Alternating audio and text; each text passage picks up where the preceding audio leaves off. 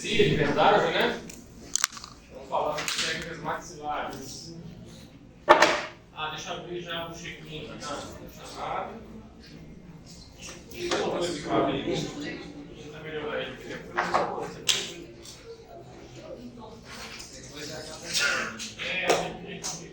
Era assim.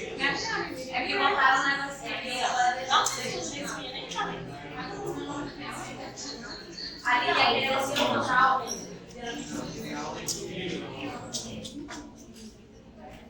Ó, a qualidade das fotos hoje vai ser diferente, tá, Maria? A qualidade das fotos hoje vai ser diferente, porque o nosso fotógrafo não veio. Ele tira daqui? Olha, tem que tirar daqui. Não, é porque ele tira a foto, ele escurece, fica tudo bonito. André é tudo jeitosinho pra fazer, eu? Vou meter na... Sério, ele tirou as fotos da última aula, ficou tão bonitinho, tudo quadradinho bonitinho. As minhas você precisa ver. Cara, com flash. É tudo que tem direito.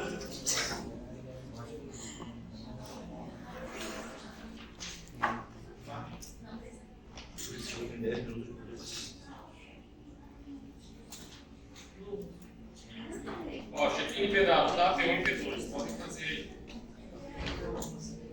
Então vamos lá, pessoal. Vamos falar então sobre as técnicas de anestesias maxilares. P1 já teve lá na prática, P2 vai ter hoje, então vai ser talvez mais tranquilo de absorver. Quem estudou anatomia, que eu falei? Inteligente? No feriado? No feriado, não. Ano passado. Vamos lá, então a aula de hoje vai ser para falar sobre a classificação, falar das técnicas, entender um pouco da anatomia, essa relação com a anestesia. Vamos falar das anestesias terminais, dos bloqueios, as anestesias palatinas e finaliza um pouquinho com o caso clínico, só para tentar ilustrar as indicações das técnicas. Então não basta apenas explicar a técnica, mas saber, por exemplo, vou extrair um premolar. Qual a combinação de técnicas possíveis que eu vou fazer essa anestesia? Aliás, que eu vou indicar a anestesia. Então, fazer apenas uma restauração, ou fazer uma hiena, enfim, vai pensar um pouquinho sobre isso no final. Tá, já iniciando então, qualquer técnica anestésica, antes da gente entrar na classificação, aqui vai ter várias etapas básicas, várias considerações que são inerentes a todas as anestesias. Tá? Então é óbvio que vocês vão ter que fazer a anamnese do paciente, saber se ele pode tomar anestesia ou não. E saber qual anestésico indicá-lo, foi o que a gente viu na aula passada, sobre aquelas questões de, por exemplo, a pelocaína, a queda daqueles cálculos de toxicidade, tudo isso vai ajudar você a selecionar o anestésico e a quantidade de limite que você tem também para cada tipo de paciente.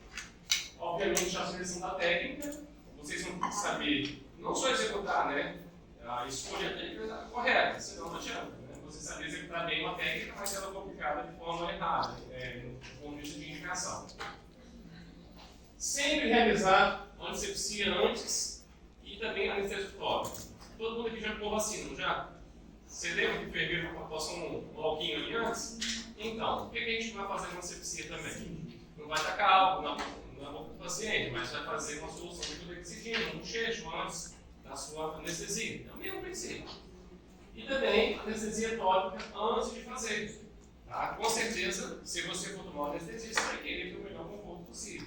Então a gente quer isso também para os nossos pacientes. Então, anestesia tópica antes. Outro princípio também é o quê? Punção antes da injeção. Tá?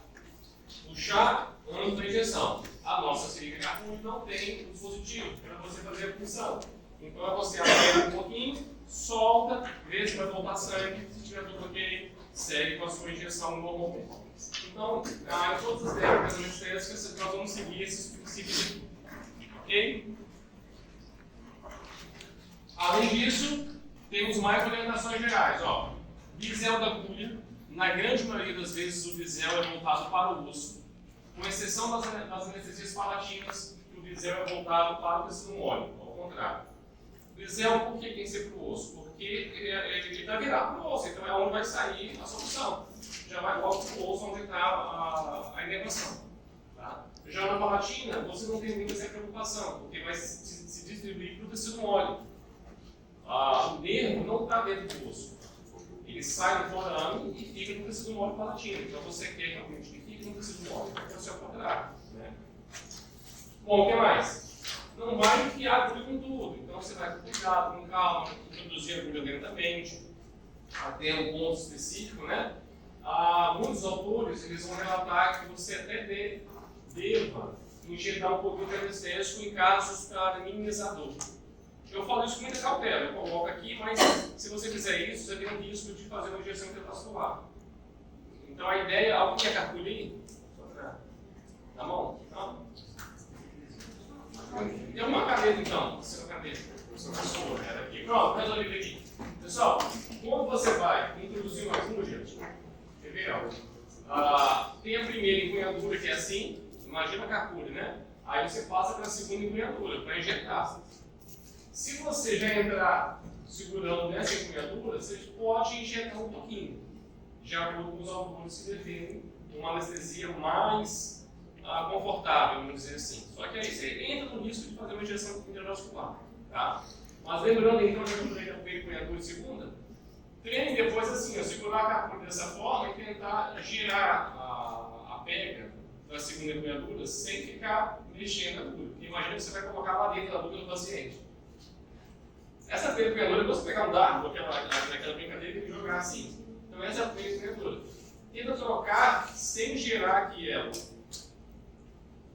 No mão você vai dar aquela sacudejada ali, né? E vai mexer na boca do paciente, isso aí.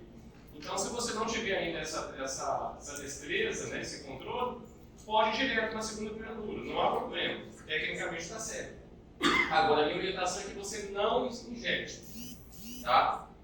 Mesmo com essa preocupação aqui, eu não vejo que isso aqui vai ser uma grande mudança no conforto do paciente. Eu prefiro ficar na segurança. Enfim, aspirar é mais um refluxo, que a gente falou. Injetar lentamente. É todo de minutinho, 45 a 60 segundos, vai lentamente injetando a solução anestésica. Retire devagar também a agulha e proteger a agulha. Pessoal, proteger a agulha, a gente entende como princípio que você nunca deve reencapar uma agulha de anestesia. Porque na hora de reencapar que acontece os acidentes percutantes. Tenho certeza que a grande maioria de vocês, em algum momento na vida, vai se furar com a agulha, com algum instrumento. Tá? Isso é uma realidade, muitos cientistas já se furaram. Quando é com agulha, é pior porque ela é oca, então você tem um túnel dela ali e vai ter sangue ali. Então o risco de uma infecção cruzada é muito maior de contaminação do que uma agulha de sutura, por exemplo. Tá? Então tem que ter muito cuidado. Então o que eu oriento? Por exemplo, numa dentística, num período clínico, às vezes você quer anestesia e quer largar ela de lado para fazer essas coisas. Tá? Então você pode, de repente, pescar a agulha assim, ou então pegar uma pinça e tentar fechar, mas nunca com a mão. Tá bom? Tem que ter esse cuidado. Já na cirurgia, acaba que você vai ter que refazer muitas vezes a anestesia, em algumas situações. Então, você pode deixar ela realmente sem encapar. Tá? Então, fica a orientação. Esse proteger a agulha não significa necessariamente reencapar. Tá? Então, se vocês optarem por reencapar, peguem com algum instrumento, tá bom? Para que vocês não se contaminem. Não tem que fazer exame, tomar aquele coquetel preventivo, né? De antiviral para HIV. Tá. As contraindicações são relativas, na grande maioria das vezes. Por exemplo, a infecção a gente já falou na aula passada. Quem lembra? Por que uma área inflamada não deve ou pode atrapalhar a anestesia? Fala aí, Beto.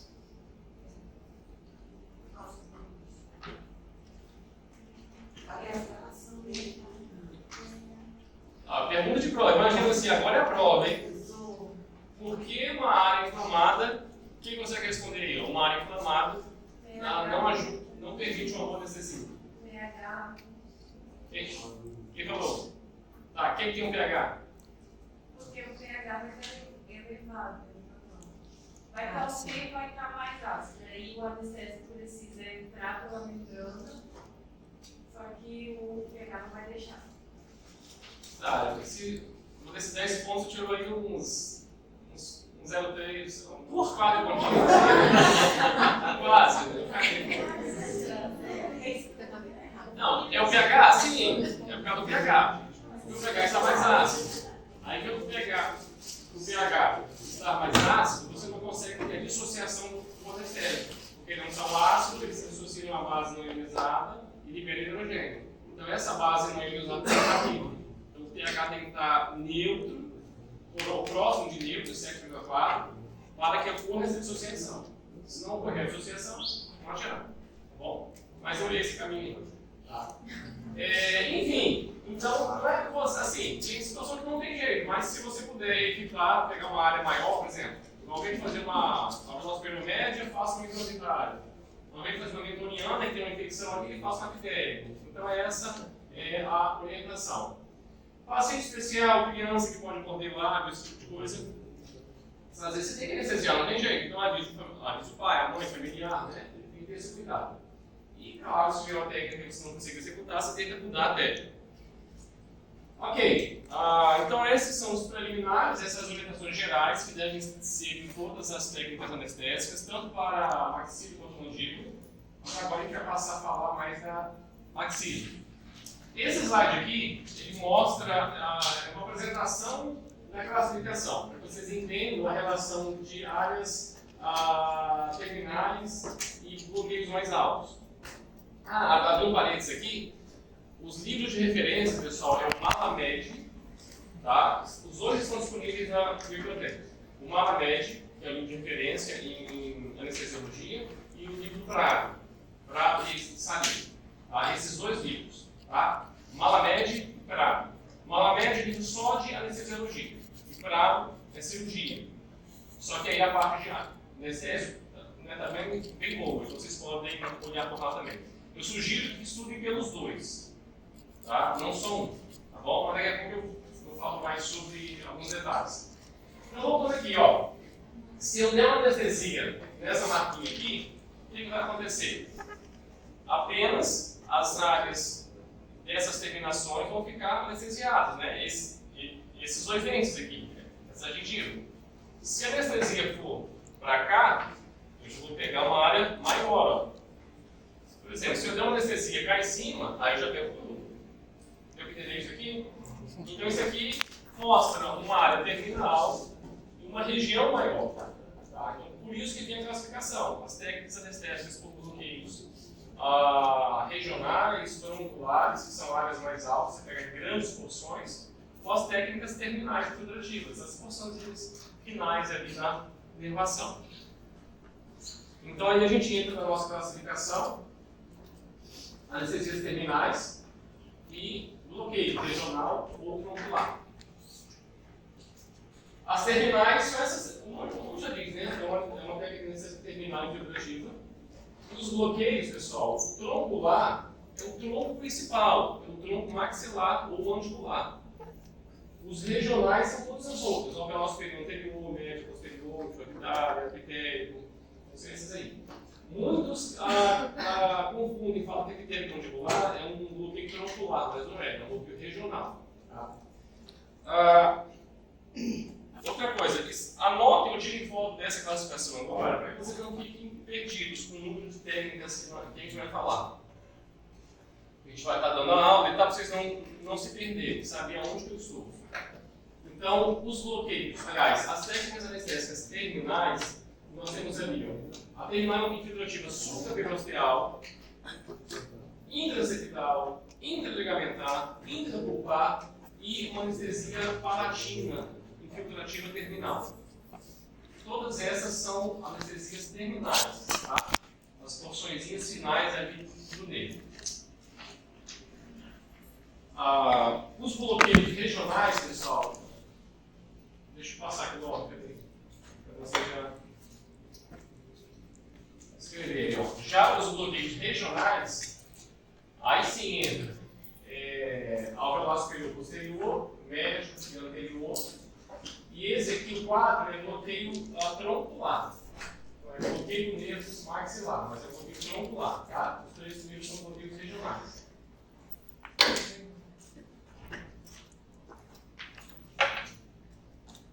E ainda temos o bloqueio do nervo palatino maior e do nervo nasopalatino, que também são bloqueios regionais. Pessoal, se eu perguntar na prova alguma coisa sobre o nome de técnica anestésica, É o nome completo, não é o apelido da técnica não. Então, ó, bloqueio do nervo alveolar superior posterior. Esse é o nome da técnica. Não é bloqueio do alveolar superior. Tem que ser posterior, porque tem nervo anterior, tá? Tem seu nome completo. Tá, então vamos voltar agora, você já tem a classificação. Vamos voltar aqui para as técnicas. A primeira delas, então, voltando aqui para trás, vamos falar da supraperiosteal. Essa técnica, pessoal, ela é, eu diria assim, ela é meio que limitada à maxila. Geralmente você não aplica essa técnica para mandíbulas, porque ela é indicada para, por exemplo, grupos de 1 ou 2 dentes. Em mandíbula, o osso é muito cortical. Mandíbula acaba que você faz ou meconiana ou apitélio mandibular. Já para maxila, o osso é poroso, então você consegue jogar essa técnica para grupo de 1 ou 2 dentes, para fazer uma anestesia pulpar, por exemplo. Só que acaba que ela fica restrita a incisivo central, incisivo lateral e primeiro premolar. Por quê?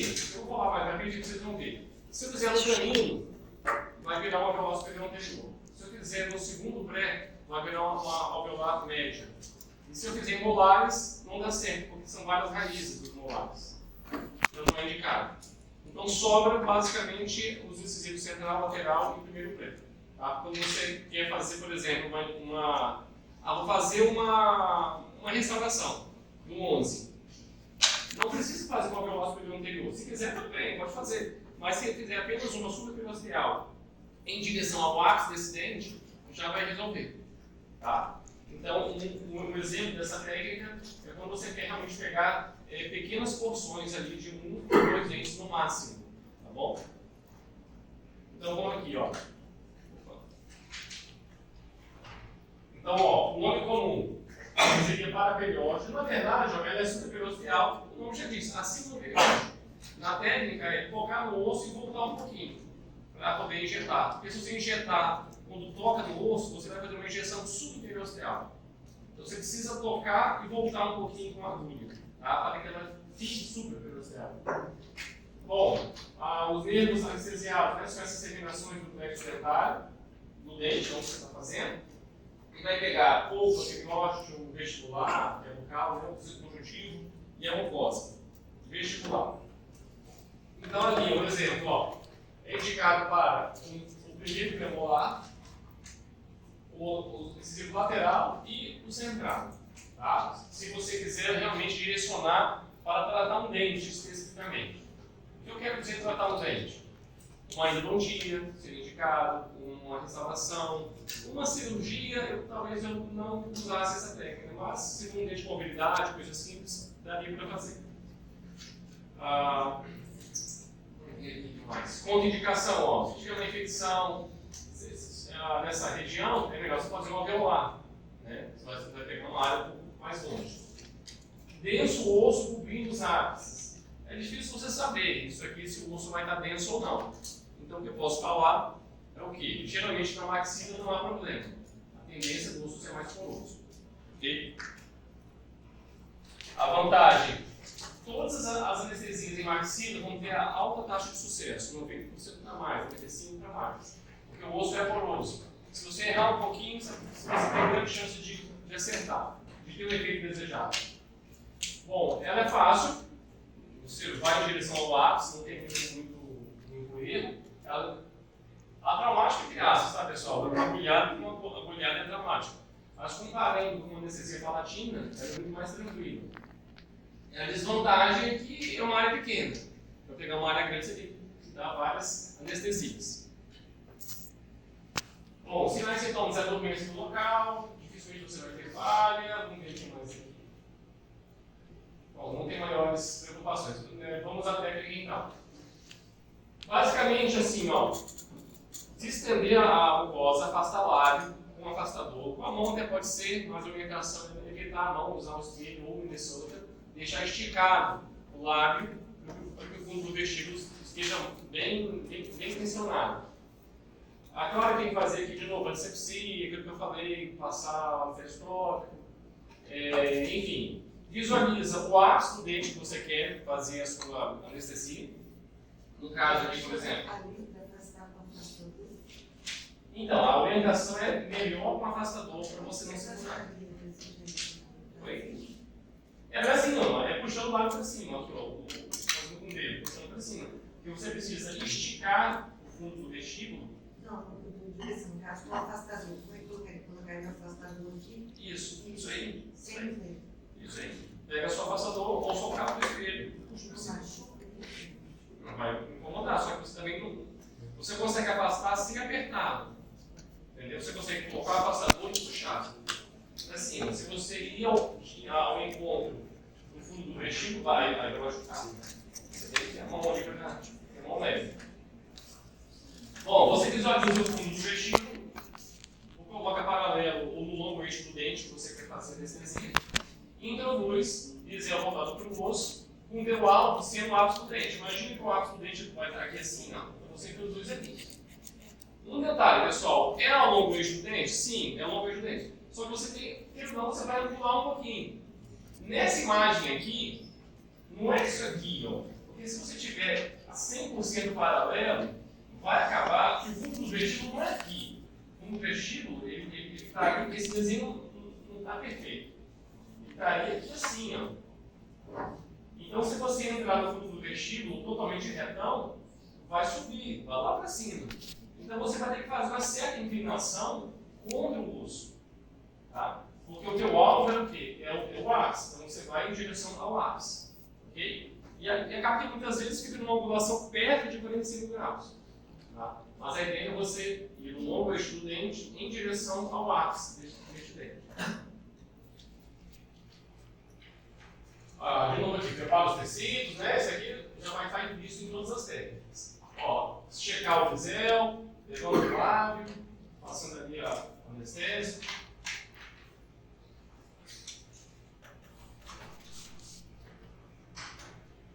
De novo, seringa paralela ao longo do eixo do dente. Ó, você vai para o lateral. Tem mais aqui, ó. Cuidado na questão do refluxo. Onde estiver aspirar, pessoal, entenda que é o refluxo, tá? Ingera lentamente.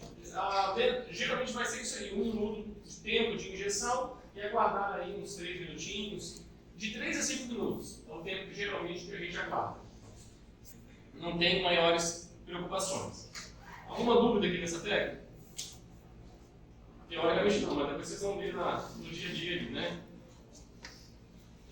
Tá, essa que eu acabei de falar, ela é muito parecida com as alveolares, é bem parecida, tá? Essas aqui tem mais cara de ser terminal do que do tipo, embora todas elas sejam, inclusive essa que eu mostrei aqui. Tá, essa intracervical, ela é uma técnica que ela vai ser indicada para você colocar um grampo, um fio retrator, uma raspagemzinha, coisa mais simples. E a ideia dela é o quê? É colocar o anestésico no septo ósseo interdentário. Aqui, ó. Como que eu chego nesse septo ósseo interdentário? É basicamente você dar anestesia na base da papila. Não tem mistério. A papila é igual um triângulozinho, não é? A papila interdentária vai na base dela. Dá uma anestesia aqui. É super simples. Um outro detalhe. A que eu acabei de falar agora, a supraperiosteal, o volume de anestésico é perto de um tubete. Ou 3/4 do tubete, ou um tubete inteiro. Essa que eu vou falar a partir de agora, que você vital já incluindo, é menos que um quarto. Porque quando você fizer a anestesia, já vai ficar isquêmico a papila. Então é pouco mesmo. Então olha aqui, o anestésico ele está no septo ósseo, entre 2 dentes, e aí vai passar para a estrutura óssea esponjosa, que atinge a região de ligamento periodontal. Na verdade, um pedaço de sustentação ali, né? O osso ali em volta, ele atinge aquelas regiões. E vai ser indicado para procedimentos mais simples. Ó, império, por exemplo. Se você tem uma raspagem que é supragengival, só que tem um pouquinho no sul e vai doer. Então você pode fazer essa anestesia, tá? E geralmente você faz assim, imagina um molar, por exemplo, você pode fazer na mesovestibular, na mesolingual, na distovestibular e distolingual. Você pode fazer nas 4 papilas. 4 aplicadas, isso aí. Mas depende da situação específica. Imagina que você vai colocar um grampo. E aí o grampo vai pegar tudo, então você pode fazer nas 4. Ah, não, eu vou fazer um preparo na mesial do molar. E vou colocar um retrator ali, e ali, quando descer a brota no preparo de dentística, vai roer. E aí, tipo assim, ou então preparo para prótese, um dente chato núcleo. Você não precisaria fazer uma anestesia. Só que para fazer subgengival, o preparo vai doer. Então você pode só dar essa anestesia. Só na mesial, por exemplo. Tá? Enfim, então são situações assim, procedimentos pequenos, que não te requer uma anestesia principal grande. É apenas uma anestesiazinha pequena ali, de algum procedimento menos invasivo. A quantidade, de novo, não requer um tubete inteiro. A quantidade vai ser menos que um quarto. Quando você infiltrar, você vai ver branca já, vai esquemear a papila, aí você já para. Entendeu? Porque o freio é a papila ali ficando já isquêmica.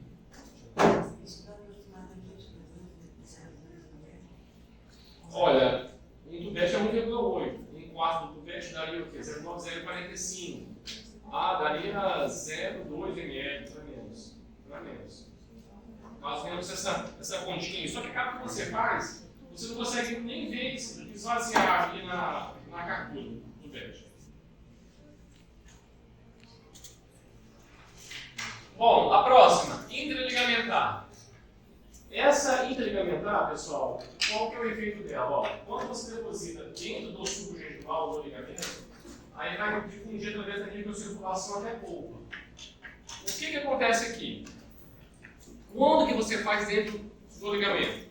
Basicamente, eu diria assim, que a principal indicação é em extração. A principal. Tá? Porque cada vez a anestesia incomoda um pouco. E ela é mais uma anestesia complementar de recurso. Imagina que você fez uma alveolar superior anterior, por exemplo, no canino, você vai ter o canino, fez uma base palatina, está tudo anestesiado, está tudo funcionando. Só que na hora de colocar a alavanca, por algum motivo, você sentir doeu aqui. Esse lado da todo do bicho está tudo anestesiado, mesmo assim tem um pontinho que dói. Então você vai dentro do ligamento e dá essa anestesia. Então ela vem a ser um complemento. Tá? Agora, pode ser também para ajudar um pouco no micro, para a cavidade? Também pode. Só que eu prefiro ficar com a opção de uma área precipital, essa que eu acabei de falar. Eu prefiro usar essa outra, tá bom?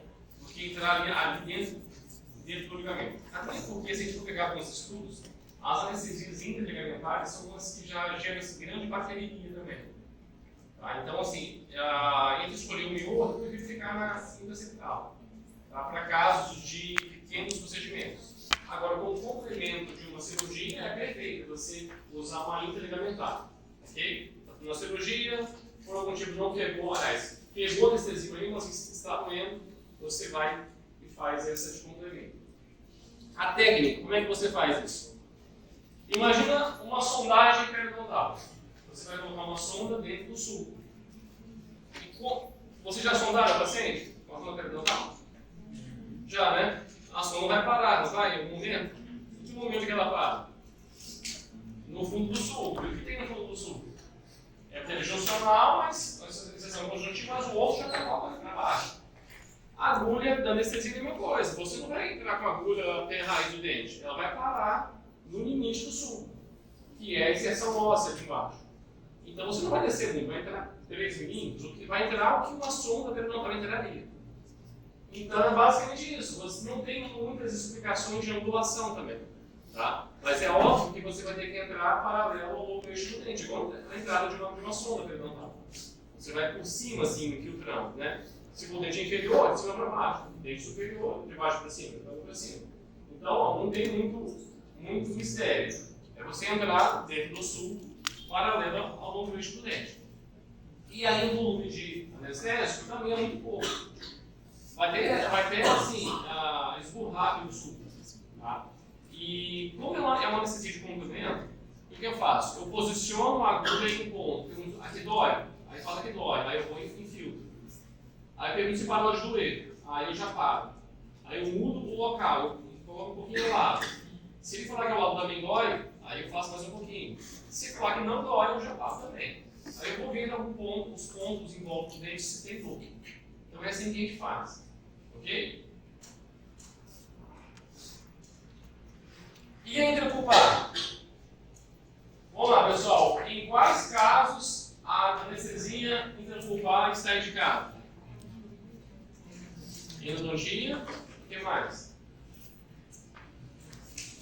uma secção, uma cirurgia. É indicado para uma restauração? Obviamente que não. Então, essa anestesia só é indicada quando a polpa já vai estar exposta por algum motivo. Então, é óbvio que é só para endocirurgia. Tá? Mas também não é a técnica de primeira escolha. Você tem que fazer uma técnica principal para dar anestesia naquela estrutura, naquele dente. Mesmo assim não pegou. Aí você vai e faz esse complemento. Então, esse é o objetivo. E a gente quer o quê? Entrar direto na polpa dentária, tá? Para fazer essa anestesia. Então, a indicação aqui é uma endo, obviamente uma vivo, né? Que está também no dente. E uma extração. Esse também usou secção. Na hora que a droga está passando no dente ali, ele refere dor. E aí você vai, acessa a polpa e faz anestesia. Só um detalhe. Nunca dobrar a agulha de anestesia. Volta aqui. Esse aqui é proibido. Tá bom? Só que eu já vi vários livros que mostram isso aqui. Porque mesmo que está dobrando aqui, às vezes vai precisar de fazer uma pitérico de novo, ele desdobra, ele vai fazer pitérico, vai quebrar a agulha lá dentro. Outra coisa, o objetivo também da anestesia é chegar no conduto radicular aqui. Só que na prática, isso não acontece. Imagina que você está com dor. Aí você viu aquele vermelhinho ali.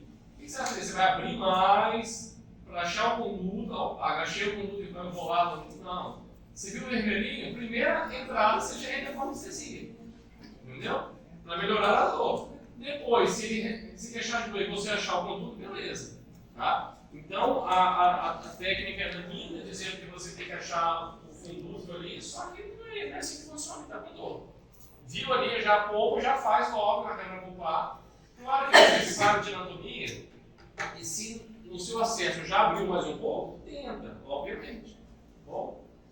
Mas, enfim, não tem também muitas, eu diria, preocupações de angulação, 90 graus. Não tem muito isso.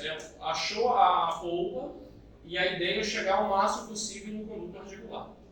E, de novo, o volume é muito pequeno. Vai dar menos que um quarto. Você vai dar anestesia, é igual a irrigar, aquilo ali vai estar saindo também pela cavidade. Dúvidas aqui, pessoal? Tudo certo? Agora vamos para os bloqueios.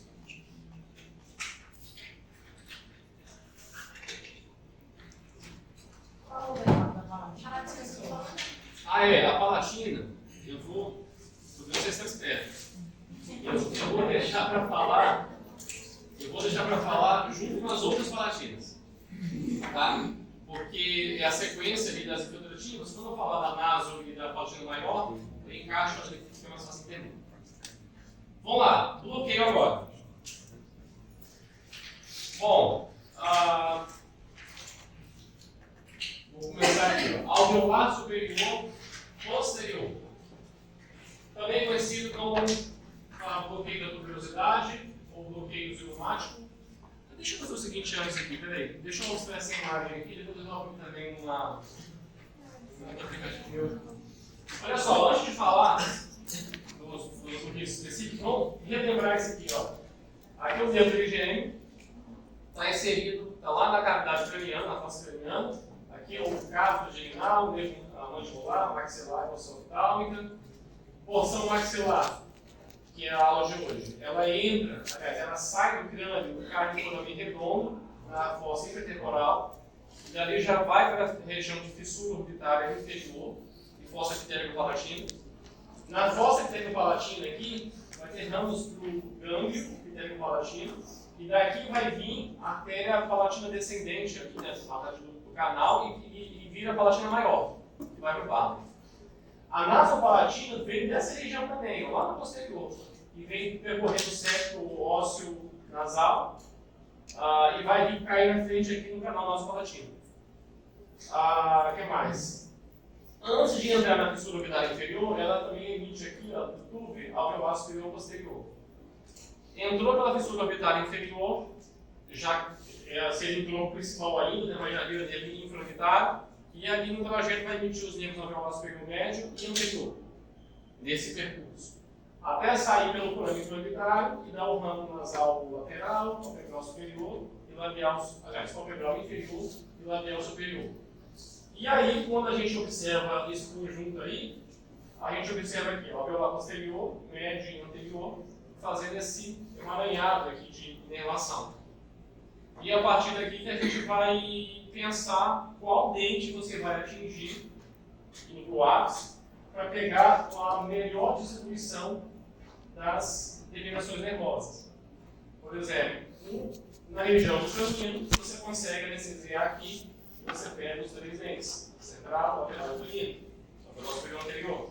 Se você faz no segundo premolar superior, segundo pré, você vai infiltrar aqui. Infiltrando aqui, você pega o primeiro pré, segundo pré e raiz média vestibular. E ao alveolar superior posterior, você infiltra em direção aos forames. Você vai anestesiar terceiro, segundo, raiz média, raiz vestibular do primeiro e a palatina. Raiz disso vestibular do alveolar superior. Médio vestibular, se for no médio. No médio. Aqui no posterior, você pega a disto vestibular e a palatina. Okay? Então a gente imagina essa distribuição. Deixa eu abrir aqui um aplicativo também. Então, pessoal, aqui, ó, com essa imagem aqui, você sabe tudo de anestesia. Se você sabe anatomia. Ok?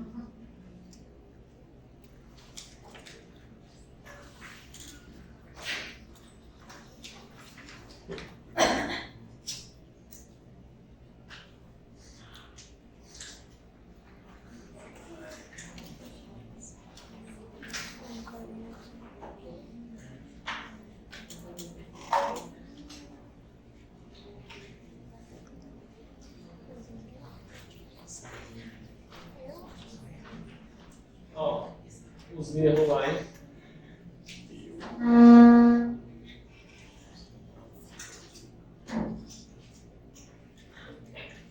Deixa eu logo melhor para você.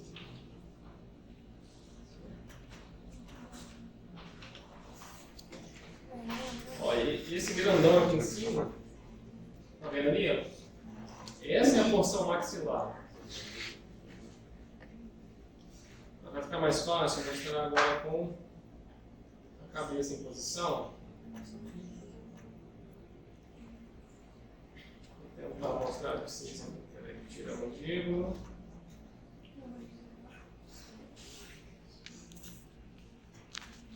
Esse marcado aqui é facial.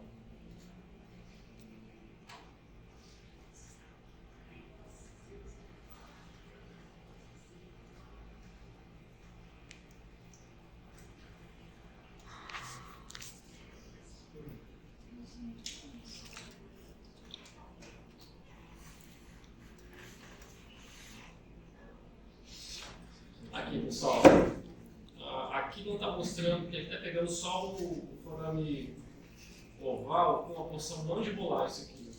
Mas aqui está pegando aqui em cima já o alveolar superior posterior. Ó. E essa aqui em cima é a fissura orbital inferior. Então, por exemplo, numa anestesia alveolar superior posterior, a gente chega nessa região aqui. Ó. E tem que ter o cuidado de não chegar lá em cima. Essa que eu vou falar agora, justamente é a alveolar superior posterior. A gente tem que evitar atingir a região da fossa palatina. Deixa eu ver essa visão aqui, se vai ter alguma coisa. Ele não mostra o forame redondo aqui, saindo do maxilar.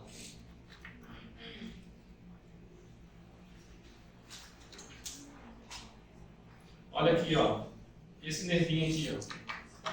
Amarelinho aqui. É o naso palatino. Deixa eu tirar isso aqui. Não, deixa. Ó, ele só mostrou de um lado. Se eu conseguir estirar essa maxila, não vai sair todo. Não vai dar certo. Ó, o naso palatino ele vem. Lá da posterior, lá atrás, ó. Lá de dentro. E olha, olhando aqui, isso aqui é o nervo óptico.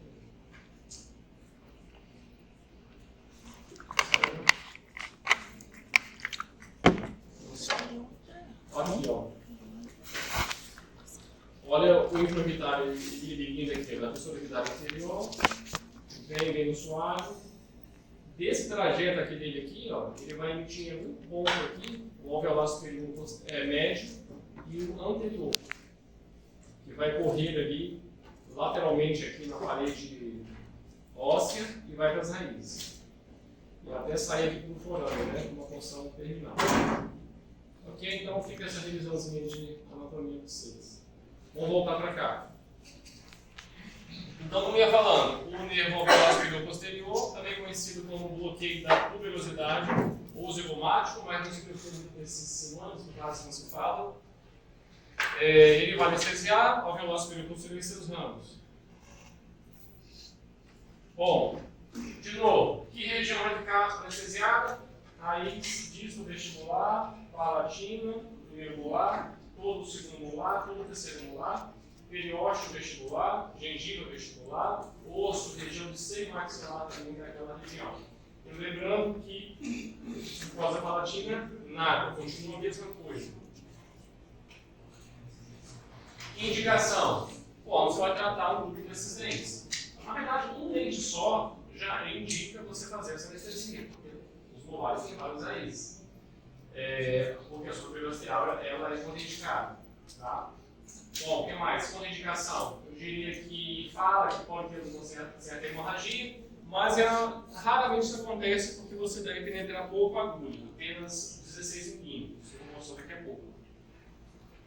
Então não tem muitas preocupações. Tá?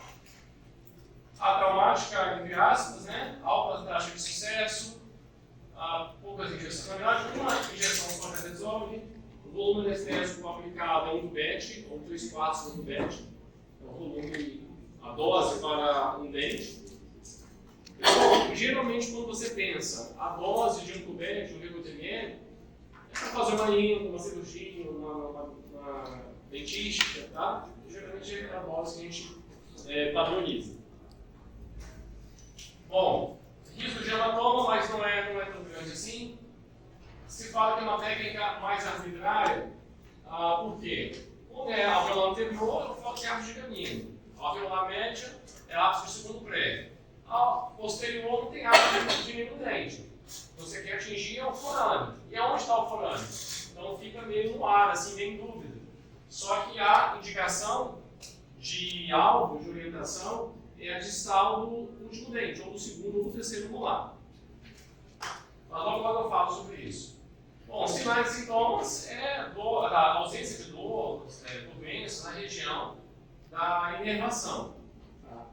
Tá? Falhas só se você errar muito, ou penetrar muito a agulha, ou penetrar pouco. Complicações raramente vai ter. Vamos lá, vamos para a técnica. A agulha curta. Pessoal, a agulha longa vai ser no infraorbitário e na epitélio vestibular. O resto resolve tudo com a curta. Tá? Então, a alta é o alveolar superior posterior, isso com a sua entrada no forame. As nossas referências é o fundo do vestíbulo, distal do segundo e do terceiro molar, onde que é adicionado para ter como referência. E uma referência também é o quê? É o processo zigomático. Aonde é o processo zigomático? O pilar zigomático? Na maxila. Quem sabe? Aonde fica? Quem é o pilar zigomático? O processo zigomático? Sabe não, gente? Sabe não? Fala aí, Débora.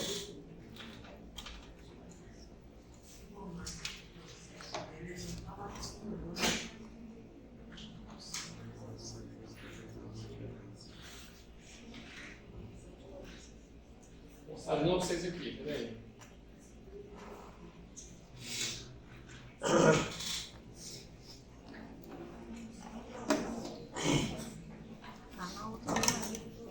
Olha lá, a discussão aqui, ó. Osso zigomático. Esse aqui é o corpo zigomático. E esse aqui é o processo zigomático da maxila. Tem a maxila ainda. Tá? Só que a porção é o processo zigomático. O pilar zigomático. Nós chamamos. E olha que interessante, é um osso, é uma porção densa que ele justamente vai aqui. Ele está mostrando no segundo desse crânio aqui, mas na verdade ele vai no primeiro molar. Tá? Ele atinge o meio do primeiro molar. É justamente dividindo a inervação de alvéolar posterior para um lado e alvéolar médio para o outro. Esse é o pilar azigomático. Então ele fica como referência nossa ali, porque a deposição do anestésico vai ser atrás dele. Tá? Então você vai depositar o anestésico atrás do pilar azigomático.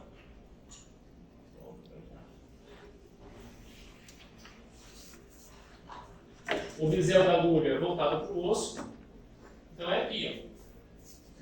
Ó, o pilar azigomático está aqui, ó. Essa região aqui. Ó. Só que quando você traciona a mucosa, o vestíbulo, a mucosa dele vai curvar aqui assim, ó. Aqui é um pelo seco, mas se tivesse uma gengiva aqui na bochecha, ela vai curvar aqui. Então, quando você distende isso, localiza a distal do último dente, né, que está adicionado. Que é o terceiro, funcionado que seja, mas muitas vezes é o segundo que a gente consegue ver. E a agulha, ela vai numa direção, a seringa com a agulha, né? Uma direção para cima, para trás e para medial. Assim, ó, igual meu dedo aqui, ó. Para cima, para trás e para medial. E vai entrar uns 16 milímetros, 1,5 centímetros praticamente. E aí, entrando no fundo do vestíbulo. Ok? Então, lá, localiza o fundo do vestíbulo, localiza o segundo molar. Vai nessa direção que eu falei e entra 16 milímetros. Vai chegar lá perto do forado. Se entrar o dobro, vai lá na fossa palatina. Aí dá outros problemas. E pode virar uma anestesia troncular, que não é o que a gente tem agora. Então a imagem de novo ali. Claro que fazer todo o processo, bisel da agulha, né? Afastar, estender, asepsia, transitório. Agulha, ó, para cima, para medial, para cá dentro, isso atrás. Pego lá no fundo do vestíbulo, a angulação resultante é 45 graus. Ok? Mas se você afastar e colocar nessa direção que eu falei, para cima, para medial, para trás, automaticamente vai dar nesses 45 graus. Não é uma preocupação assim, como é que eu vou fazer 45? Não. Quando você colocar lá em direção ao tubo, já vai resultar nisso aqui. Tá? Bom, entrou 16 milímetros, desce para ter refluxo, injeta prontamente um tubete durante 1 minuto, espera aí de 3 a 5 minutos para ter o efeito desejado. Então, essa angulação aqui, ó, entre o osso alveolar e a entrada, vai dar 45 graus. Mas ela está para cima, para medial e para trás. Tá? Então, para quem olha de frente, vai fazer um ângulo de 45 graus. Essa é a mais difícil entre a média e a anterior. Né? Sem referência. Vamos para a média agora. A média, pessoal, é bem tranquila. Ela vai pegar então os premolares e a raiz textural do premolar, tecido ósseo da região, seio maxilar da região, periósteo, e não pega mucosa palatina. De novo, a média está aqui, nessa região. Onde vai fazer a... Professor, Oi? quando não existe o termo médico, né? Sim. O percentual de pessoas que não têm esse mesmo. A raiz do primeiro molar, mesmo vestibular, ela é do estado pelo anterior? Então, vamos lá. Vamos assim. Eu vou te responder a forma mais prática possível. Tá? Porque acaba que quando você pega um livro, uma teoria, você fica pensando, se não tem a média, deve ser o posterior, a raiz média, né? Mas assim, de uma forma prática, você vai dar uma anestesia no segundo pré. Você quer fazer um primeiro premolar. Você não sabe se aquele paciente tem ou não tem. Não é verdade? Você vai dar anestesia nele agora. Você não sabe se ele vai ser a exceção. Então, como é que você vai descobrir? Você dá a alveolar média. Funcionou? Beleza, ele faz parte da maioria da população. Não funcionou? Então eu vou ter que mudar minha técnica. Faça uma inflamatória e vai pegar. Entendeu? Então, assim, você só vai saber se o paciente tem ou não tem o nervo alveolar superior médio quando a anestesia não pegar. Então você não vai saber, ele não tem exame para saber. Então a tua conduta clínica é essa. Não deu certo? Faz uma inflamatória. Entendeu? E se for no caso de uma Você vai fazer o primeiro molar.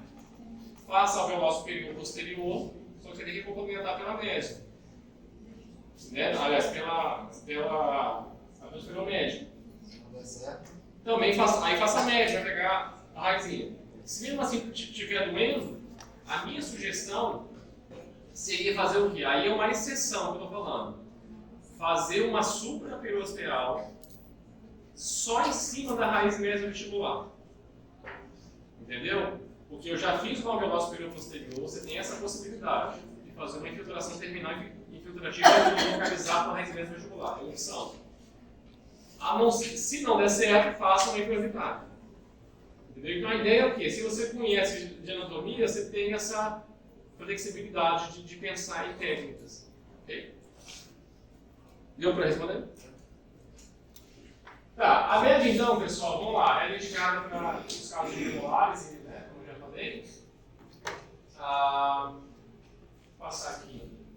A pergunta dele, ó, é quando dedicado se o nervo estiver ausente. Em alguns casos, a inervação é substituída pelo alveolar superior anterior.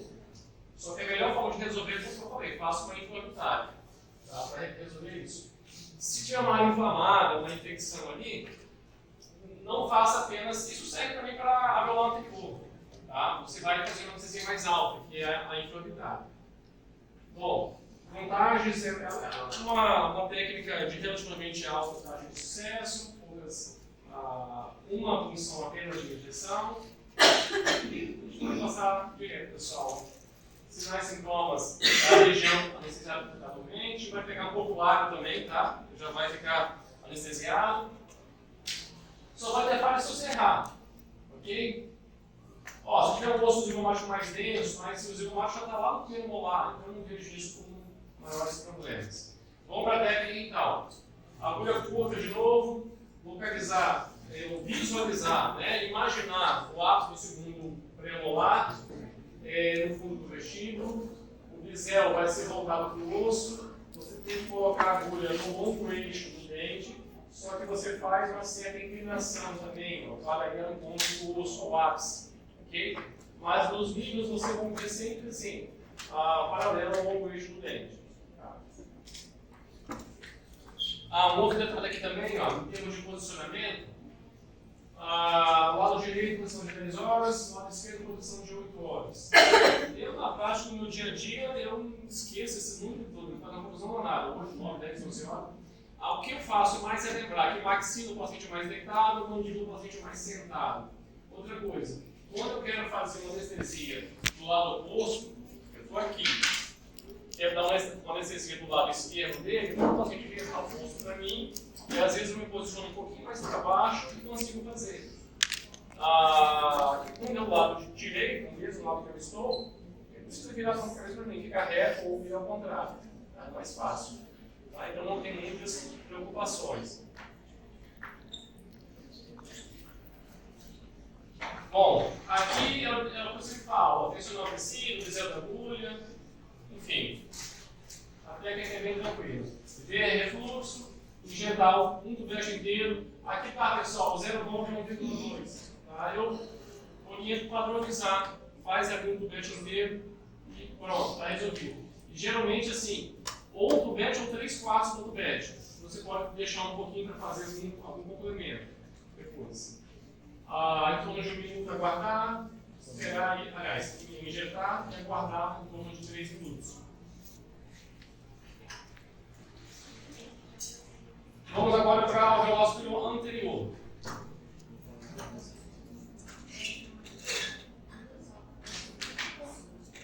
Pessoal, vou dizer para vocês que tem dois livros, né, que é o Malamed e o Prado.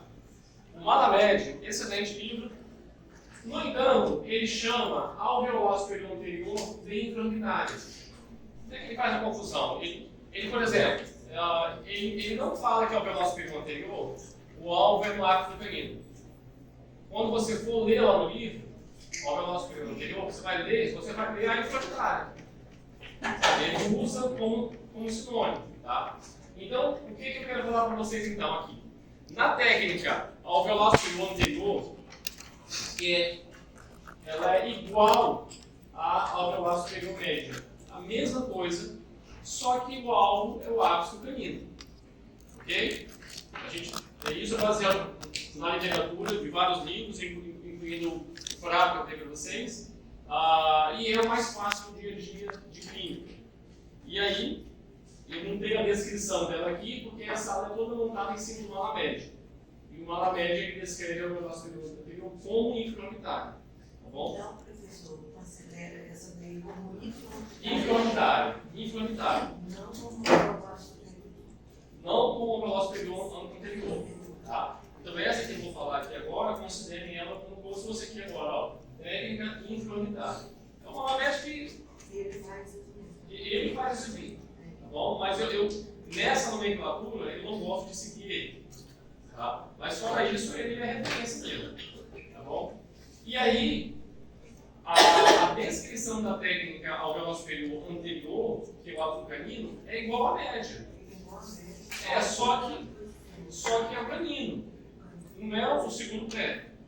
O resto é igual, assim, claro, de área anestesiada. Pode ser canino, lateral, central, as áreas de anestesia, né? A gengiva vestibular, o periósteo, o osso, essa porção anterior de soalho nasal já pega, o lábio fica todo anestesiado também.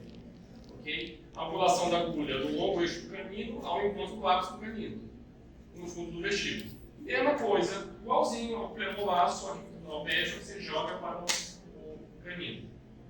Ok? Alguma dúvida disso, pessoal? Tudo certo em relação a isso? Tá. E aí, então, agora vamos descrever, então, a infraorbitária. Ok? Só que o mala média chama de anterior também, mas deixa ele para lá.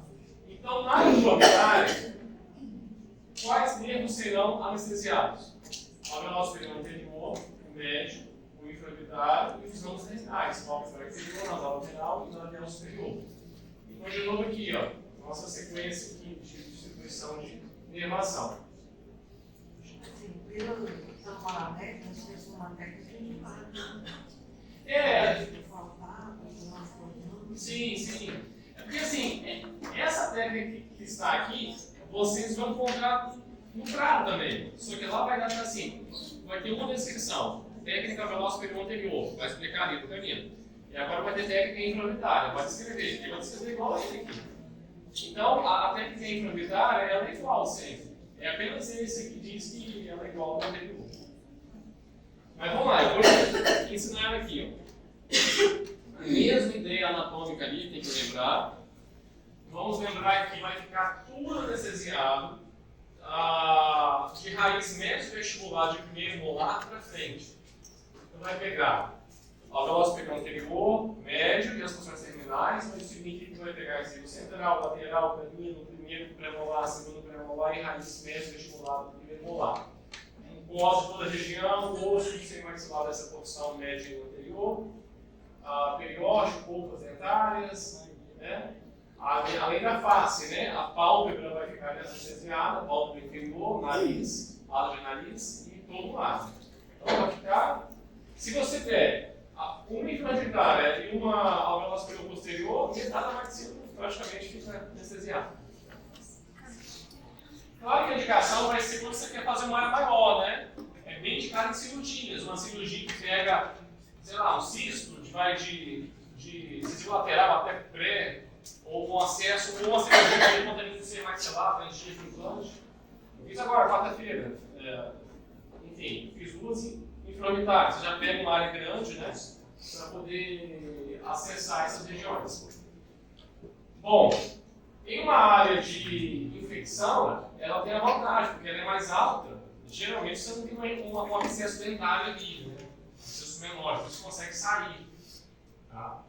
Agora, eles têm também o problema é que você vai ter a desvantagem da hemostasia local.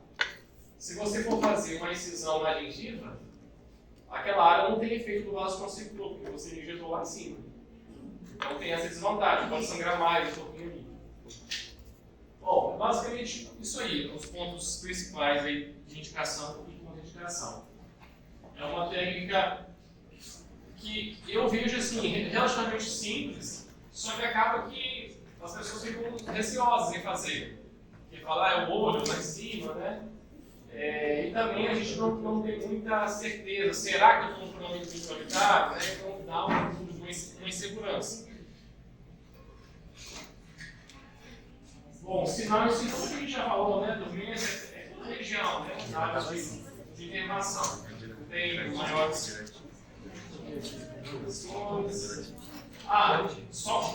Só um detalhe, pessoal. Artéria facial. Vocês sabem onde passa a artéria facial? Facial. Aperta aí a maceta. Ficou rígido, né? Uma seta. Localiza a borda anterior.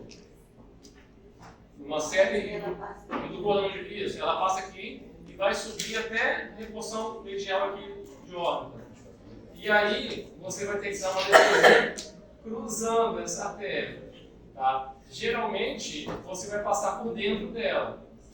Ou seja, pelo fato de você vir pelo fundo do vestíbulo, você não vai pegar esse vaso. Mas pode acontecer você perfurar ele e passar do outro lado. Tá? Mas isso geralmente não há problema, porque pode fazer um hematoma. Okay? Mas mesmo assim, fala que não é tão comum acontecer isso. E realmente não acontece. Se bem que quando eu faço essas anestesias em um hospital, a gente faz assim, muita fratura nasal, pessoal. E aí o paciente está entubado, aí a gente faz a infraorbitária extraoral. Eu coloco aqui e já faço anestesia aqui. Direto na peça, ele está dormindo, não vai ver a agulha no rosto dele. Quando eu saio com a agulha, eu volto injeção um pouquinho a mais aqui. Porque às vezes a gente pegou alguma pinga ali de algum vaso. Mas não é esse problema não. Mas vamos lá, como que é a técnica? Bom, agulha longa, o meu válvula é um forame infraorbitário. De novo, tem que ter referência ao fundo do vestíbulo. Aqui, o dente, como referência, é o primeiro pré-molado. Alguns livros falam que pode ir pelo canino, pode ir pelo segundo pré, só que pelo primeiro pré é mais fácil, é reto praticamente. Tá? E você quer atingir o forame infraorbitário, dizendo também voltado para o osso. E aí você indica o quê? Palpar o bordo infraorbitário, então palpem vocês, sintam que é o bordo infraorbitário. No centro pupilar, né, na fissura labial, 1 centímetro abaixo vai ter uma depressãozinha, aperta ali, vai ter um pouco mais. Aperta assim, do lado e aperta ali no meio. Ó. Ali é a saída do nervo, dá um pouquinho mais. Então ali que você tem que atingir.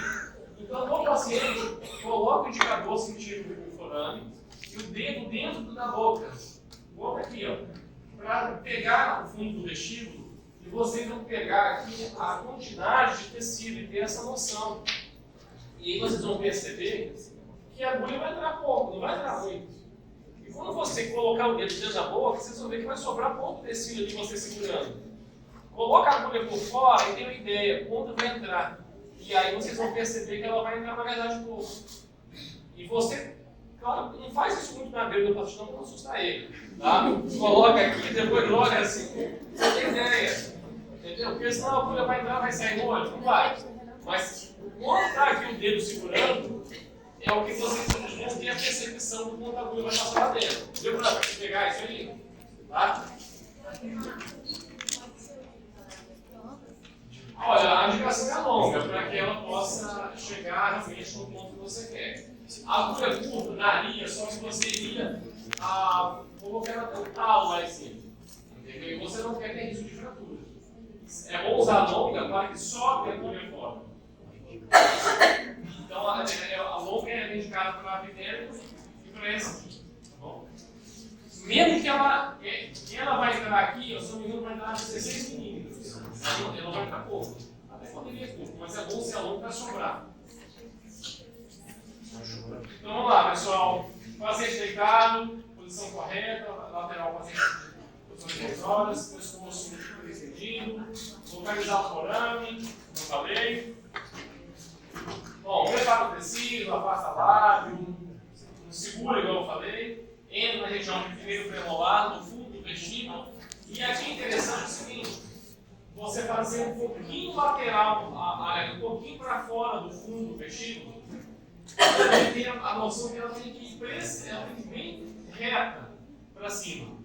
Porque se você inclinar, nas alveolares anteriores e média, você meio que vai em direção ao ápice. Você vai bater na parede da maxila, da região de ápice. Aqui não. Você vai ter que ir realmente, totalmente ao longo do eixo, para cima, sem jogar para o osso. Tá? Aí você vai ir lá para cima. Bem? Cuidado para não sair antes aqui também, tá? Mas, ó, realmente essa técnica, ela, tô brincando, mas ela assusta, mas ela não é dessa dificuldade, não, tá bom? A gente faz lá naquele um ou outro que você né? Vai fazer, não. Bom, vamos lá, ó. Coloca a agulha, se puder. Olha aqui, ó, 16 milímetros, ela vai entrar. Injetar um tubete, aqui não 1,2, mas considerem aí 3/4 são tubete inteiro, um quarto minuto. Aliás, injeta durante 1 minuto e aguarda ali de 3 a 5 minutos. Ok? Então falamos aí das 3 alveolares, falamos da intraumetária, mais meia hora. Bloqueio do nervo maxilar. Esse bloqueio é regional ou é troncular, pessoal? Troncular, né? Então, os bloqueios tronculares, pessoal, raramente a gente precisa de fazer isso aqui. Então, assim, se chegar um ponto de ter que fazer um bloqueio do maxilar, numa cirurgia, eu prefiro colocar no hospital, porque a cirurgia vai ser grande. Então, não é uma técnica de referência que a gente faça. Tá? Eu não lembro de ter precisado fazer uma técnica dessa aí de consultório. Eu vou só passar para vocês aqui, para vocês verem a ideia de como a técnica funciona. Mas assim, vai bloquear a maxila inteira, a maxila, né? É daquele lado. Então, só para vocês terem ideia aqui, eu tenho 2 formas de fazer. Uma é via Huber. Essa técnica, ela é igualzinha ao alveolar superior posterior. É muito parecida. A diferença, olha aqui, é uma coisa. Ela vai entrar 32 milímetros, tudo novo. Então, se você colocar a agulha inteira ali, em vez de ser só 16, pegar uma agulha longa e entra 32, ela vai chegar lá perto da fossa palatina. Ou seja, vai chegar lá na saída do forame redondo, aonde está o tronco principal ali do maxilar. Tá? É uma possibilidade. E a outra, ó, se for ver a descrição, é muito parecida com aquela que eu já mostrei, né? Posterior. E a outra do canal palatino maior. Você vai entrar com uma agulha dentro do forame palatino maior para gerar o canal. Você, ao invés de colocar na entradinha do forame, você busca entrar no canal mesmo, introduzir a agulha lá para cima. E aí, quando esse dentro vai difundir pelo conduto ali, até se chegar ali na região da fossa, lá para cima. Professor, Oi. na dúvida se o paciente tem um nó alveolar médio, não é mais fácil dar essa equilíbrio, não? Bom? Na dúvida se o paciente tem um nó alveolar médio, não é mais fácil dar essa equilíbrio, não? Essa aqui? A troncular? Mas imagina, Precisar por algum mas para fazer uma pequena restauração, você vai fazer esse limitar na maxila dele, Ah, não. entendeu? Restauração não, se for 2, 3, Mesmo assim, por exemplo, é melhor você fazer uma intraorbitária. Essa aqui tem muito maior risco de fazer um hematoma grande, pegar um vaso, pegar um plexo venoso perigóide, pegar a artéria maxilar lá para dentro ainda. Então a gente quer fazer procedimentos com o menor risco possível. E aí é melhor você fazer uma intraorbitária, que é muito mais fácil. Não tem erro. É melhor você mandar o paciente fechar o olho e fazer aqui nele, do que fazer essa lá para trás. E tem também um detalhe. Se você fizer uma intraorbitária e uma alveolar superior posterior, a combinação das duas é quase que uma troncular. Tá? E é muito menos risco também. Bom, vamos passar para as palatinas agora, que estavam faltando. As cabandas, ó.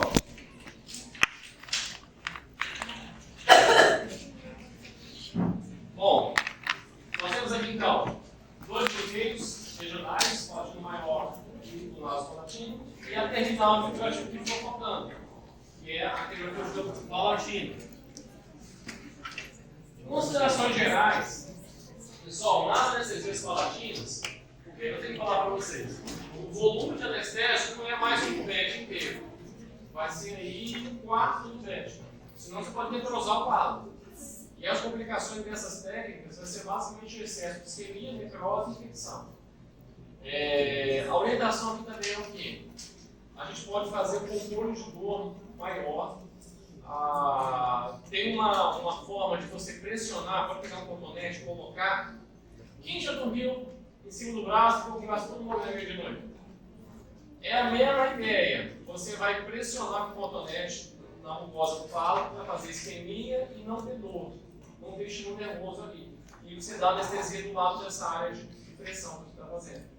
Então é um recurso para minimizar a dor do paciente nessas técnicas palatinas. Enfim, cuidar com a agulha, controlar ali a injeção, tem que ser lento o anestésico, né? E tentar ser o mais naturalmente possível. E o bisel da agulha é voltado para o tecido mole. Então são essas considerações para as anestesias palatinas. Na palatina maior, vamos lá, aqui no bloqueio regional, a gente, é só lembrar, né, que está o fálago, aqui é o vaso palatino maior está aqui, e a área de anestesia vai ser a área de inervação, que vai ser mucosa palatina e o osso palatino de primeiro pré para trás. Então, primeiro pré-molar, segundo pré, primeiro molar, segundo molar, terceiro molar.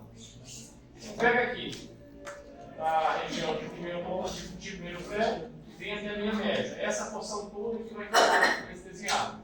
Ok? Somente lá do palatino, mucosa palatina. Bom, indicação.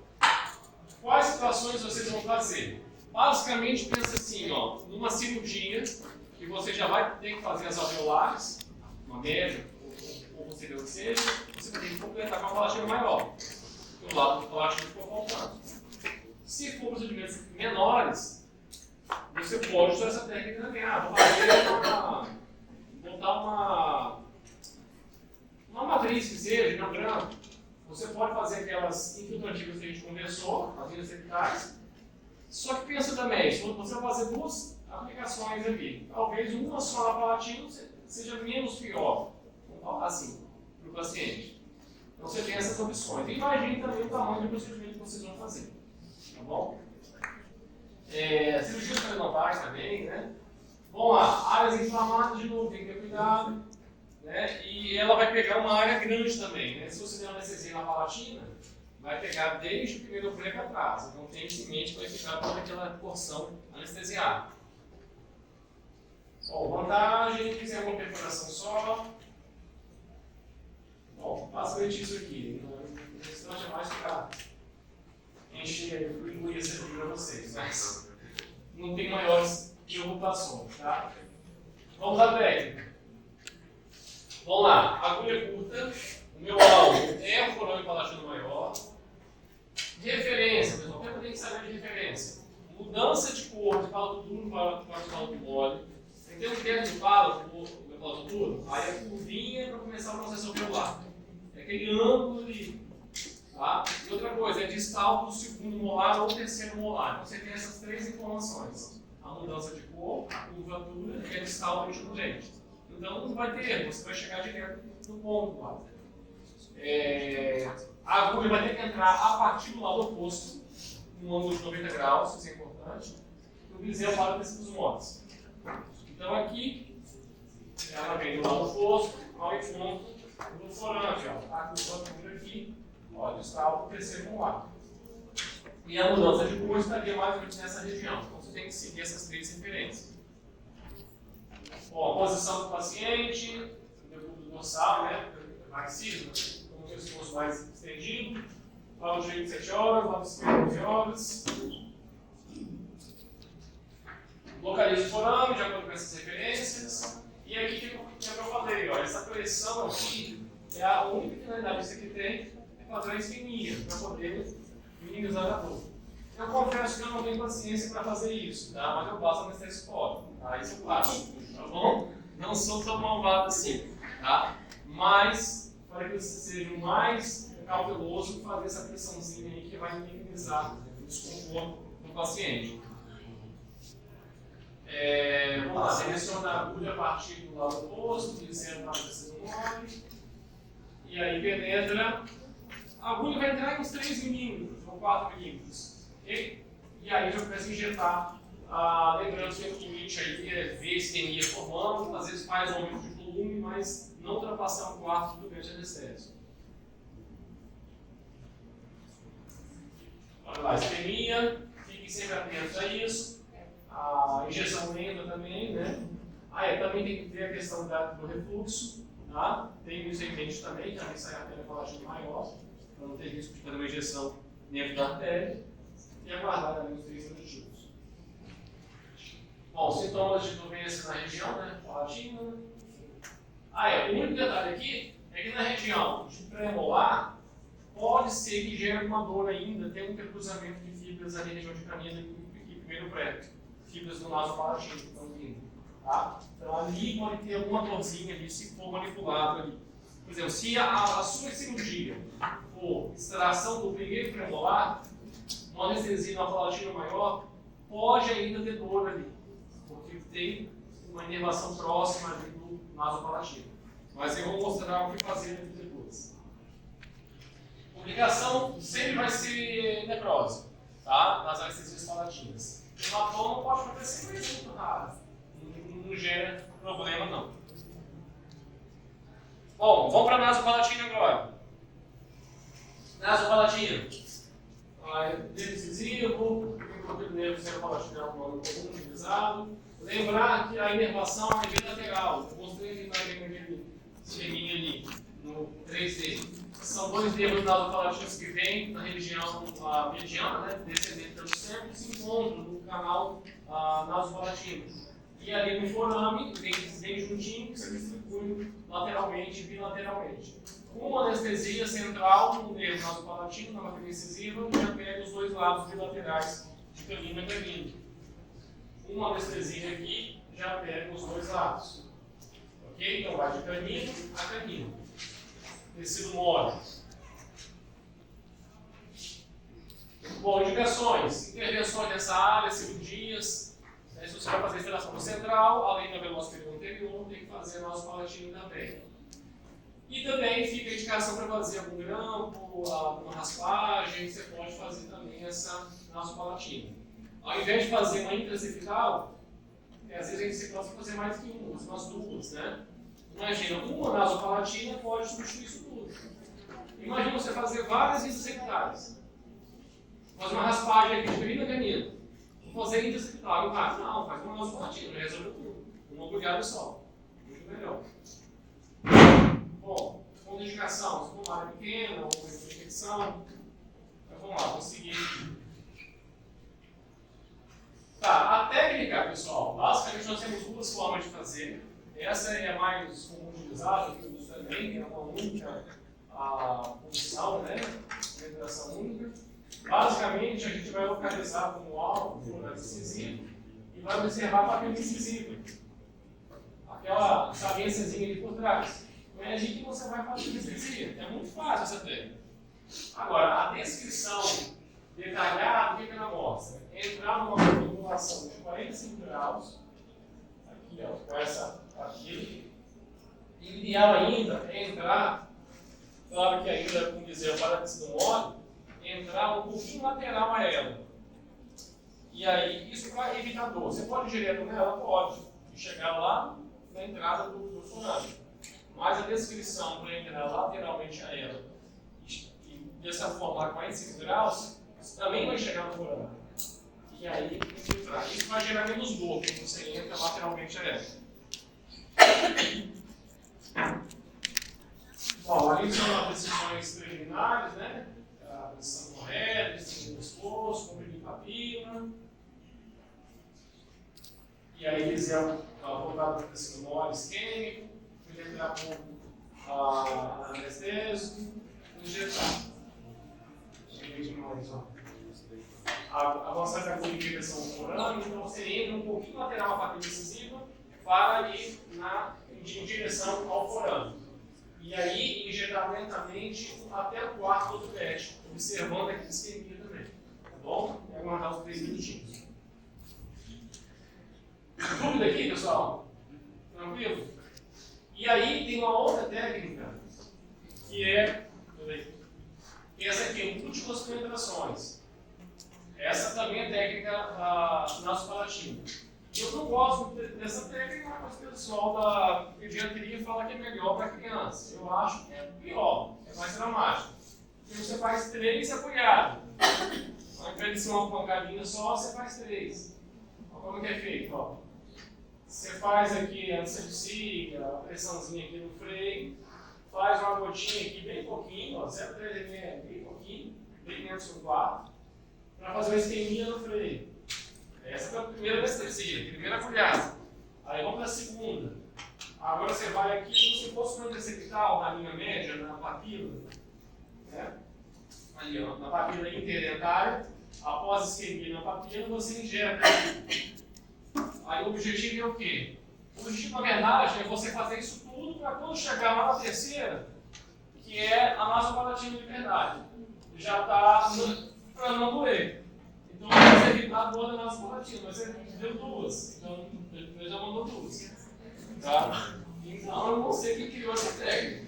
Tá bom? Mas está aí para vocês terem percebido que ela existe. Eu apenas não recomendo. E faltou essa aqui agora então, ó. Falei então as duas de bloqueio, a palatina maior e a naso. Essa aqui é a terminal infiltrativa palatina. Vamos lá, se eu for extrair então um primeiro premolar, eu tenho intercruzamento de fibras. Eu tenho a opção de não dar nem nasopalatina e nem palatina maior. Você pode dar ali no premolar, por palatina. Então isso é uma terminal infiltrativa palatina. Como isso acontece? Deixa eu mostrar aqui para vocês. Vocês vão fazer uma anestesia de 5 a 10 milímetros da margem gengival livre. Vê a margem gengival ali do premolar, mede 5 milímetros ou 1 centímetro e aplica ali a anestesia na mesma quantidade se for uma palatina maior. Seguindo o bisel voltado para tecido mole, vindo perpendicular, da mesma forma. Então era como se fosse uma palatina maior, só que deslocada para outras regiões. É mais ou menos isso. Então, de novo aqui, ó. Ela pode ser utilizada também como complemento para uma extração dentária, né? Você faz essa do lado palatino, ou para colocar grampos, fio restator, também da mesma forma. Tem a mesma indicação de uma palatina maior, de uma naso. Você tem as mesmas indicações. Só que você quer ir direto no ponto específico de dente. Você não quer pegar o grupo todo de dente. Então essa é a maior indicação. Vamos ver aqui. O resto é igual, pessoal. Igual a palatina maior. Então, você localiza qualquer dente por palato e faz naquela região. Você pode fazer ela no canino, você pode fazer ela no primeiro molar, por exemplo. Ok? Deu para entender essa aqui, pessoal? É fácil, né? Ok, vamos finalizar agora só para a gente fixar isso aqui, ó. Se vocês forem fazer a extração no primeiro premolar, qual técnica anestésica é indicada? Para uma extração do 14. Na verdade, eu vou dar uma coisa diferente. Quais, pergunta de prova, hein? Quais as possíveis combinações de técnicas anestésicas podem ser realizadas para a extração do primeiro premolar superior desse caso? O que mais?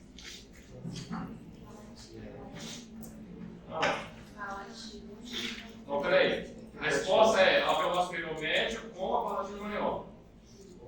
Ok.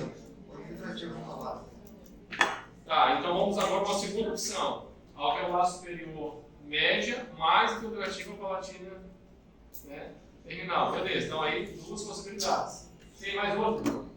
Não? Não? Isso, essa que a gente falou. Tem outra possibilidade? Qual? Não tem? Tá, mas... Sim, mas a pergunta é essa.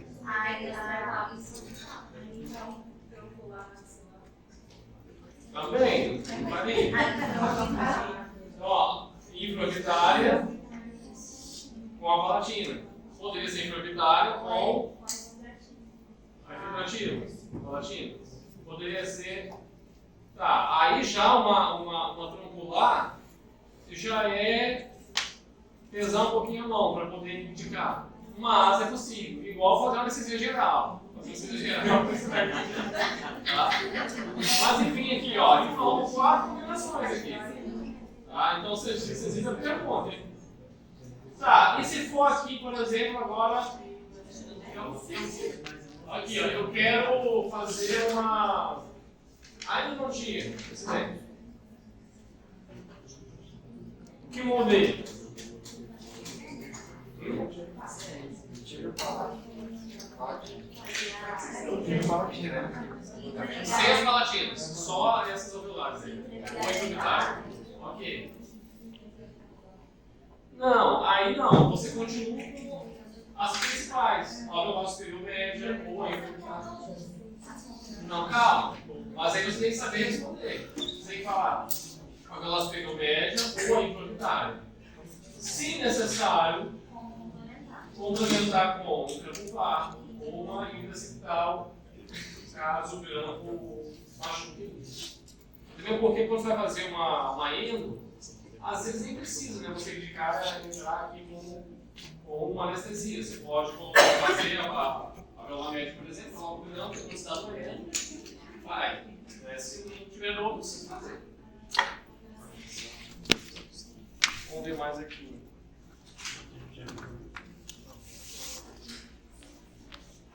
Aqui, qual anestesia fazer para extrair o 18? Que não está aqui, que está incluso. Escondido. Critério mandibular. E palatina maior.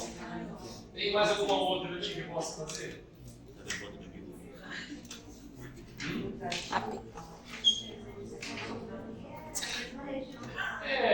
Se eu tiver palatina aqui, não vai mudar muita coisa, porque você vai estar na região da palatina maior. Não. Aqui você não tem outra opção, microvitário leve. Dá pra ver. Só faltou o bronquete auricular, mas não é o caso. Então é só essa opção.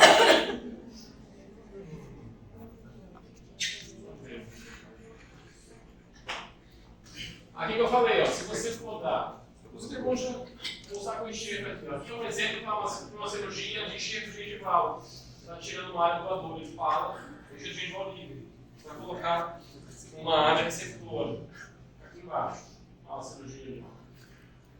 Mas enfim, a anestesia aqui no falo, se vocês terem ideia, ó, a palatina maior é aqui, ó. Olha que legal essa foto, ó. Mudança de cor aqui, tá vendo?